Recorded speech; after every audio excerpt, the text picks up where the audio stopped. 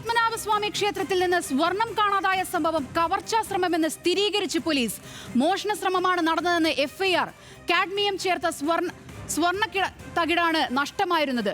ഇത് പിന്നീട് ക്ഷേത്ര പരിസരത്ത് കുഴിച്ചിട്ട നിലയിൽ കണ്ടെത്തുകയായിരുന്നു. വിവരങ്ങളുമായി അഞ്ജു ജയപ്രകാശ് ചേരുന്നു. അഞ്ജു, മോഷണ ശ്രമമാണെന്ന് സ്ഥിരീകരിച്ചിരിക്കുകയാണ് പോലീസ്. എന്തൊക്കെയാണ് വിശദാംശങ്ങൾ? ആഗ്ല, അതായത് കഴിഞ്ഞ ദിവസം, അതായത് 10-ാം തീയതിയാണ് ഇത്തരത്തിലൊരു മോഷണ ശ്രമം പുറം ലോകം അറിയുന്നത്.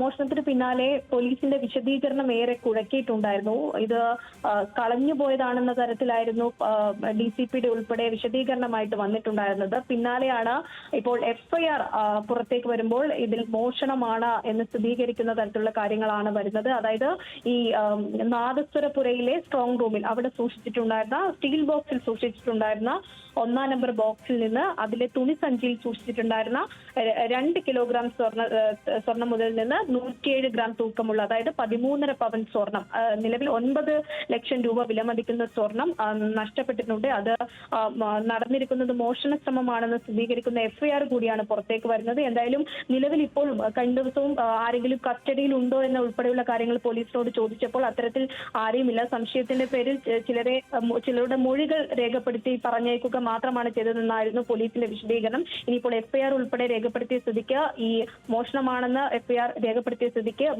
ആരാണ് മോഷ്ടിച്ചത് എന്ന് പറയാനുള്ള ഉത്തരവാദിത്തം പോലീസിനുണ്ട്.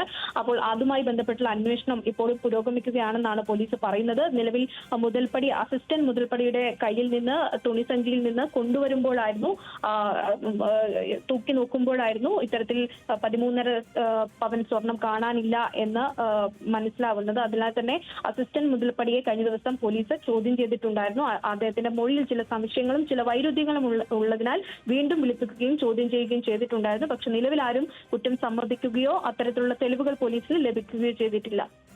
ശരി, അഞ്ജു ജയപ്രകാശാണ് തിരുവനന്തപുരത്ത് നിന്നും വിവരങ്ങൾ നൽകിയത്.